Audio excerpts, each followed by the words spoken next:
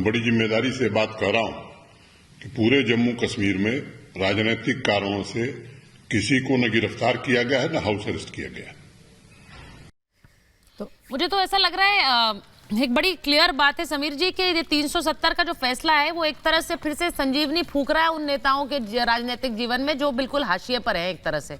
अब इसीलिए अभी हाउस अरेस्ट की बातें भी हो रही हैं। 370 पर फैसला है इसलिए उन नेताओं की हम चर्चा भी कर रहे हैं, वरना उन्हें पूछ कौन रहा है। बिल्कुल, ये नेता घर के अंदर आराम करते रहते हैं, जनता के बीच जाते नहीं, और अब जो घर में आराम कर रहे हैं तो कह रहे हैं कि हमें हाउस अरेस्ट कर दिया गया। इसी तरह से लोकतंत्र को बंधक बना के रखना है और काम किसी को भी अरेस्ट नहीं किया है।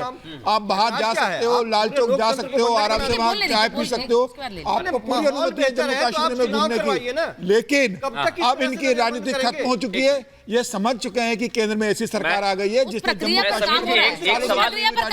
समीर जी, एक सवाल लेकिन आपसे करना चाहता हूं, वो इसलिए महत्वपूर्ण है क्योंकि आप कहते हैं कि जम्मू कश्मीर के हालात बदले हैं, लेकिन वहां पर आज भी हम देखते हैं कश्मीरी हिंदुओं पर हमले किए जाते हैं।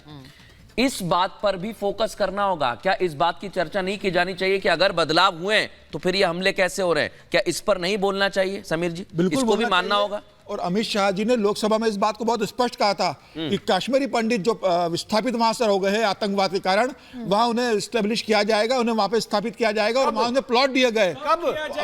लगातार जमीनें दी जा रही उन्हें वहां पर। सिंह की सरकार ने देखिए कितने लोग वहां पर वापस बसाया, लौट रहे हैं, अपनी जमीनों पर लौट रहे हैं, वो लोग छोड़ के आ गए। और परिसीमन के बाद आप देखिए उनके लिए सीट आरक्षित की गई है। परिसीमन के अंदर पीओके से जो ऑक्युपाइड है उसमें से 2 सीट की है और विस्थापित लोगों के लिए भी 2 सीट इसके अंदर रिजर्व की गई है। मुझे लग रहा है कि अब जम्मू कश्मीर असली स्वर्ग बनने की ओर जा रहा है। प्रधानमंत्री मोदी लगातार वहां विकास के काम कर रहे हैं। एलजी मनोज सिन्हा वहां विकास के काम को देख रहे हैं। मुझे लग रहा है जम्मू कश्मीर अब भारत के सभी लोग वहां जाकर रह सकते हैं। एक दर्शकों को लंबे भाषण जानकारी दे दे कि वकील जो है इंतजार कर रहे हैं। दुष्यंत जी, एक तस्वीर भी बताते चले, इंतजार किया जा रहा है, सिर्फ बेंच कुछ देर में आने वाली है सुचरिता, और ये तस्वीर बताने के लिए काफी है कि किसी भी वक्त बेंच यहां पर आएगी और फैसला सुनाया जाएगा।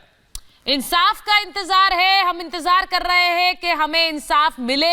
ये राजनीतिक दलों की एक पिच रही है इस फैसले से पहले, चाहे वो पीडीपी हो या फिर नेशनल कॉन्फ्रेंस हो। ये बार बार कहा जा रहा है कि एक नाइंसाफी हमारे साथ हुई, कश्मीरियों के साथ हुई, उसको बदलेगा सुप्रीम कोर्ट, इस पर निगाहें हैं।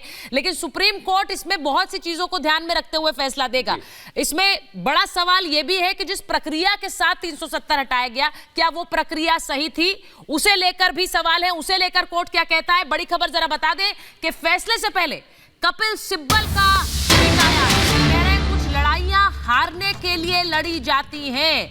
अब उनका ये स्टेटमेंट आज फैसले से पहले, जैसा मैंने पहले कहा कि बहुत कुछ कहता है, लेकिन क्या हार मान ली है उन्होंने? उन्हें पता है कि ये 370 को निरस्त करने का जो फैसला है उसके खिलाफ कोर्ट नहीं जा रहा है। इस तरह की बयानबाजी क्यों? क्योंकि फैसले से पहले इस तरह का बयान है तो बहुत से और सवाल उठेंगे। ये एक तरह से उस बेंच पर भी क्या सवाल है जो आज फैसला सुनाने वाला है? सवाल तो ये भी उठेंगे प्रेम कुमार जी।